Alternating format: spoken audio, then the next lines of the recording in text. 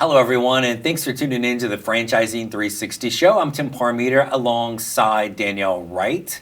Hello. Danielle and I are going to, on this show, always give you a 360-degree view of what the heck is going on in this franchising industry, and excited for our guest tonight. I know, we're always excited, but we're excited more because there's a guest. We're always excited when there's a guest, as is, I'm sure, everyone else. It's much less of our shtick and more, someone else's information.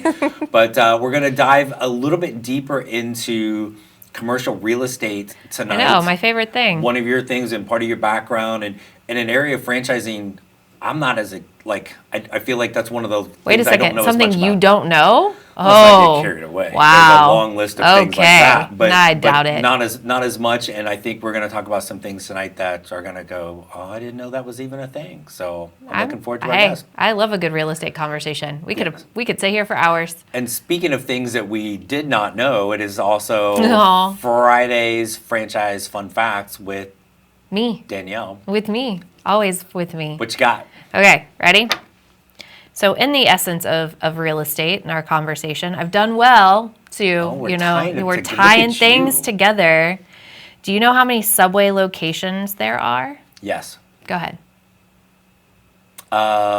22,917. Try again. See, I didn't tell you no. I said try again. Higher or lower? No, there's no. 146,007. What do you got? 44,800 in more than 100 countries. Whoa. Wait for it. Here's the fun fact. That's more than McDonald's, Starbucks, and Pizza Hut combined. No kidding. Yes. Wow. Look at that fun fact, everybody. He is amazed. And I'm trying to think of I wonder how many Subways I have eaten at. A lot. And they're in lots of places that other things are not. And how many macadamia cookies I've had from Subway. I don't want to know. Well, I'm sure your doctor wouldn't be that happy about that either. Of all of those things in the little bitty town that I reside half of my life in Arizona, I'm trying to say that as nicely as possible, there are 3 of those. Right, right. That's what I'm saying. in they're the small everywhere. Towns, one's in a gas station, one's in a Walmart, one's like a regular Subway. Well, and it's when you compare it to Starbucks, there's one on 2 on the same street corner in New York, but they're not everywhere. Did you see that? In 100 countries. Yes. Wow, that is a lot. I'm not naming the countries though. So no, that's not the fun fact. The fun fact is that there are more than McDonald's, Starbucks, and Pizza Hut combined. So and real estate, all of those Subway locations have some sort of real estate. See, look. And we are going to chat with. Do I get my gold star today, boss? You do. Good job. So coming up after this break, we have a commercial real estate expert that's going to come on and share some things that you probably didn't know that you needed to know when it comes to commercial real estate as a franchise owner. So that is next here on the Franchising 360 show. And we are back on the Franchising 360 show. Tim Parmeter sitting very close to Danielle Wright today because we have a guest with us. And joining us is Carlie Wilmes. Carlie is the managing partner for Reimagine CR. First of all, welcome. Thanks for joining us tonight. Happy to be here. Thank you. What the heck is CRE?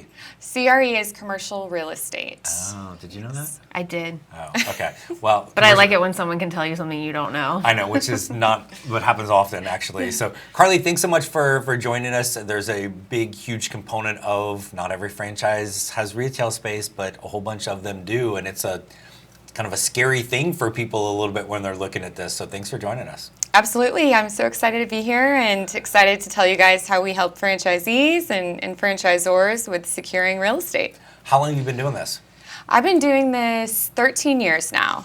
Excellent. Okay, so you know nothing about franchising or real estate after 13 years. I know nothing. Years. No, I know a lot. Okay. I know a lot. I don't know that we can stump her. No, but we're gonna try. So we talked before you coming on the show a little bit. One of the things you talked about from a real estate standpoint that I thought was unique is kind of your role in promoting and almost protecting that franchise owner. Walk us through kind of what that means. Yeah, absolutely. So A big piece of what I do is educating the franchisees on how to present themselves to the landlords when they're interested in leasing a space. A big misconception when I start working with first-time franchisees is that a lot of landlords are desperate for tenants, right? The space has been sitting vacant for 3 months, so they must be really needing a tenant. So it's actually not the case. A lot of landlords are very picky about who they let lease their retail spaces, or even flex spaces or medical spaces, and so you really want to put your best foot forward. You want to come off professional. You want to have all your finances in order, how you're planning on funding the business, your business background, if you've owned a business in that industry before. All of that's really important. You get one shot at making a good impression to the landlord. So we kind of help present them so they come off as attractive as possible. So it's interesting when you think about the landlord piece, because you think buying a house, I'm buying the house from you. Yes. You're the owner. You need to sell it. You need money. The landlord is probably an employee, right? And so a little less. You've been in commercial real estate a long time as well. Mm-hmm. So I really appreciated you talk about that, and then kind of how that plays into even the franchise system sometimes as well, right? Mm-hmm. Yep. So these landlords, they're not, with residential, like you said, if a house has been on the market a long time, that is a bad sign, right? And those homeowners probably are motivated to drop the price to get someone to purchase their home so they can use that money and then buy their next home and move. In commercial, spaces can sit vacant for years, but it doesn't really affect most landlords, with as much impact, because they have, they may have 40 other shopping centers with 50,000 square foot Whole Foods and Erewhon paying rent. So the 2,000 square foot vacancy they have in one is not, causing them to lose sleep overnight. So they're gonna be selective as to who they pick. Nice. Oh, I know you're looking at me for a question, aren't you? Yeah, because I'll just keep going. Oh, then keep going. She's here for a little bit. I can put my questions over here. You're waiting for the hard ones, aren't you? Yeah. Okay. The gotchas.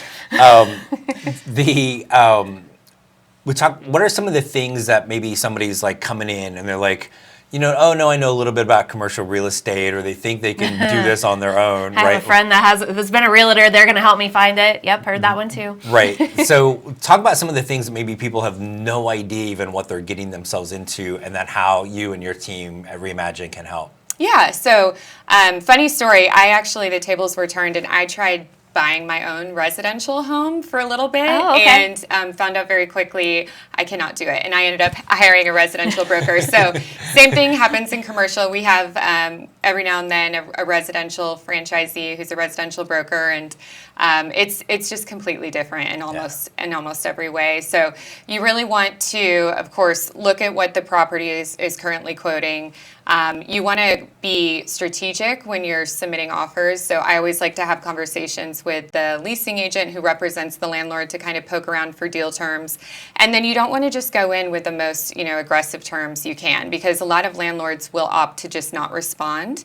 And it's very difficult to kind of get back from that. Don't you know who I am? I'm going to be a great tenant. You have to just accept my insulting offer. Right. So that's something we have to educate a lot of the franchisees on, and you want to really educate the landlord too on what business you're planning on opening in their commercial space, and then that can help when you're asking for a certain TI allowance or a certain amount of free rent or a construction period. I know you want to do it. Go ahead. You were like TI. What's TI? I don't understand what that is. Maybe you're asking the wrong person on the wrapper side of it. I was going to go down the path of how often do you have landlords not wanting to work with franchisees? Because here recently I've gotten a bit of a pushback from being on the franchisor side that, hey, this brand is fairly new, this, that, and the other. So landlords really have a lot more control than I think a lot of us. But are you seeing a lot of that in the market right now, or yes, are they okay? It's a landlord's market, especially in retail space. So, office was hit hardest after COVID, and that's kind of, I think, what sometimes people have in their mind when they're thinking, oh, commercial real estate is hurting, but retail is in an all-time demand. Vacancy rates are extremely low. And landlords often, I see them if they've been burned recently with a certain franchise in their shopping center that went out of business.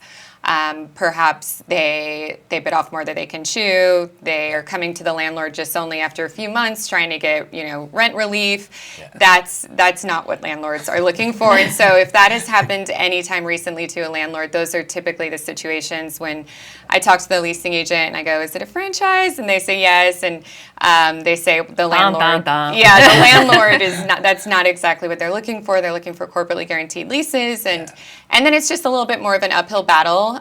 There's certain things we can do to, again, show the landlord that we are a good franchisee. We're prepared. We're educated. We know what we're doing. These are our finances. We have everything in order. Here's our pre-approval from our SBA lender. All of that really helps to provide comfort to the landlord that we're going to be able to follow through with, what we agree to in the lease document. Like actually paying them. Actually paying rent and opening for business. And for a period of time. Like, they're not just, right? They're not just banking on you opening and paying me the first year. Like, you're signing. Not a month-to-month lease. Like, typical lease terms, right? Like, 5 years, 10 years. Like, Correct. They want to know. And with increases, so absolutely, they want to know that you're going to commit to it. That's where your TI question comes into play. Which is what? TI is tenant improvement allowance. So it's money that the landlord reimburses you, typically after you open for business, to help offset your construction costs. So it comes in handy, especially if you're going into a new construction space that doesn't have HVAC or an electrical panel or any of that good stuff. It's going to be pretty pricey to build out. And so the landlord offers a TI typically, which is one of the big things we negotiate for our clients. So there's also this thing called triple net. Yes.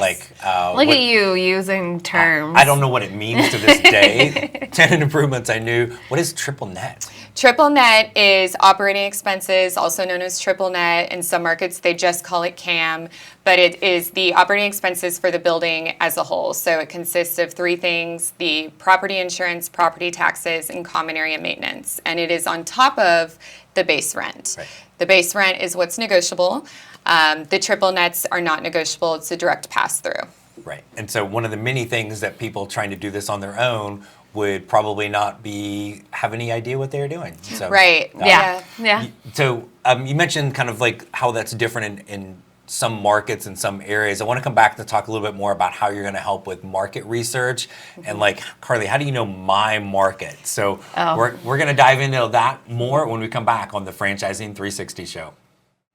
We are back on the Franchising 360 show. Tim Parmeter alongside Danielle Wright and our guest, Carlie Wilmes. Carlie with Reimagine CRE, which I learned earlier is commercial real estate. So talk about, we've got a few things we want to kind of hit up here is, you talk about your relationship with franchisors and how that plays into this whole process. Yeah, great question. So we partner with franchisors and we get to know the brand intimately. We get to know how it works. We get to know which locations are succeeding and why, which locations aren't doing as well and why.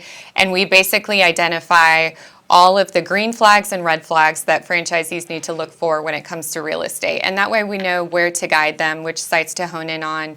We know exactly what the franchisor is doing. If there's any changes in the franchise brand, like maybe they're going from Class A retail space to Class B, then we can instantly implement that with all the franchisees. If they're starting to make their square footage smaller, they have a more efficient layout, we are automatically implementing that out with all the franchisees that we're working with. So we know exactly what to look for, which helps, because a lot of our clients will work with local brokers and they'll show them stuff that isn't on brand, right. And that's just making the process longer. But it goes back to following the dang process. If we're really on, if a franchise says, but on the flip side, everybody's really anxious. Like anybody that's looking at, in my experience, that's looking at retail, we want to see the vision of where we want to put it, right? And so we're driving down the street and, oh my goodness, I'd love to have it in this plaza, but there's so much more behind it than just, hey, I'd love it to have it here. Like, right. How much prep work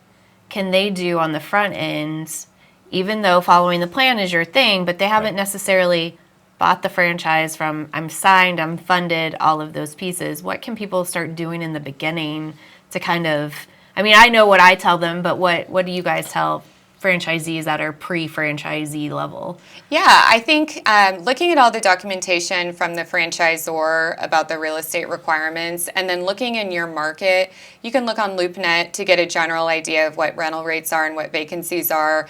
Not all that information is correct, but it will at least give you an idea of, you know, what the pricing is and what the availability is. But you really I don't recommend starting to reach out to any landlords or engage with any leasing agents until you've actually joined the brand and you are ideally working with us or another qualified real estate broker, because again, from the first point of contact with the landlord's team, they are judging you and they are vetting you.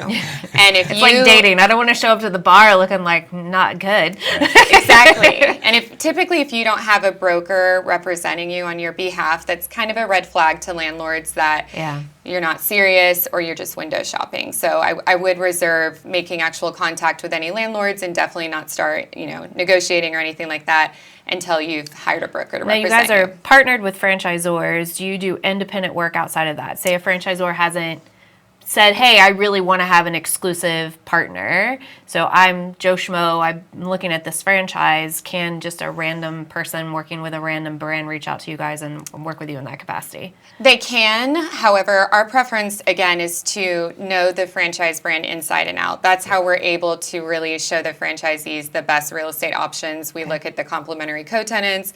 We look at the demographics. We look at, you know, the actual building itself. Does it have a post-tension slab? Does it have the HVAC and power we need? And we need to know all that information from the franchisor, which is why we partner with franchise brands to get to know the brands inside and out before working with the franchisees. Awesome. How do you know, how often does this happen? So yes, you know commercial real estate, but you're in Dallas, I live somewhere else. How could you possibly know my market? Yeah, great question. So we do consult with local brokers, but on top of that, we work in all of these markets over and over and over again. So in franchising, as you guys may know, there's, you know, kind of certain markets where everyone tends to open their businesses. Yes. Right. And so, you know, I'm working in St. Pete right now, and I'm working with 6 different brands right now in St. Pete, right? From my desk in Dallas. So we use that knowledge. We also know, you know, from the complementary co-tenants that a lot of our retailers like to be by, the demographics, all of that goes into play when we're advising our franchisees on which spaces to focus on. Back to knowing the brand, right? As with that as well. And so is it only the kind of the Class A real estate, the shiny object things, or are there other things from a real estate standpoint you guys do? Many other things. So when it comes to real estate, I always tell people, do not fall in love. Rule number 1, do not fall in love with a fancy shopping center. So I like to... Wait, hold on. Our very first guest, who you know on this show, that's been in franchising forever, busted that out. She's like, oh, I made a mistake and I fell in love with the real estate. Mm-hmm. So. And she is my client. And I specifically told her not to do that. Not to do it. Thankfully, it all worked out. But the reason you don't want to fall in love with spaces is because typically, and of course it depends on the brand and the business you're opening, but typically the fanciest, nicest shopping center is going to be the worst for your wallet. And I like to educate franchisees that, you know, there's also those shopping centers right down the street from the big fancy Whole Foods anchored shopping center that capture the same audience, that's a lot less expensive, and is going to set you up for success. So, you know, it's important to not just look at the pretty stuff. And part of the reason why we named our company Reimagine is because a lot of these spaces you have to reimagine. And, you know, if you'd seen the spaces before many of our clients turn them into what they are today, you'd be shocked. But it's really about the build out. It's really about the location, and it may not always look pretty when you tour for the first time, but after we negotiate and after the landlord does some work, it can really turn into something great. And see, and I love the Reimagine stuff because it's already has notability. Like, people know where you are. I can get you there. The new stuff, to your point, it's new today. It's going to be old tomorrow. It's fine. Something else is going to develop in and around that. But that's kind of that hey, don't kind of figure out where you would go, find out where people would be. And it may not be the best space, but it's the best space for you probably long term. I like the financial aspect of it. Like, and because that's one of the things you're doing from a protection standpoint too, is yes, there's the amount of money you need to become a franchise owner, but they've got to be making sure they're in a great shape financially to be able to just get the lease, correct? That's correct, yeah. So landlords, they're going to look at the finances as soon as you submit an LOI, and they want to see that there's cushion. They want to see what happens if something pops up during construction that you weren't planning for, or what happens if it takes. That never happens, though, right? Everything goes never ever happens. Okay. And they've never done it as a landlord, please. Right. Come on. Yeah. Right, but they want to also, they want to make sure that you have the ability to pay rent if it takes your business a little bit longer to get going than you initially planned, and a pandemic or something happens, right? Right. Mm-hmm. Exactly, yeah. And then real quick, you're also helping, maybe somebody needs more like kind of office-related retail space. Is that something you guys can help them with too? Yes, so we help many different franchise brands, anything from traditional retail space to flex space, which is kind of a hybrid between office and retail, kind of industrial parking. We also do medical, we also do office, and I feel like I'm missing one. Medical, office, retail, industrial. Those are our main bread and butter. There we go. And the moral of the story is, if you are about to become, or you are a franchise owner and you need retail space, real quick, should they do it on their own, or should they use a professional? They should definitely use a professional. Well, and real quickly, it's kind of like your services, right? Like your services are free because you get paid somewhere else. Right. Your services are a service provided to the franchise owner that they don't have to pay for. Is that right? That's correct. Okay. So similar to residential, when you are the buyer of a home, it's the landlord or the seller of a home that pays the commission.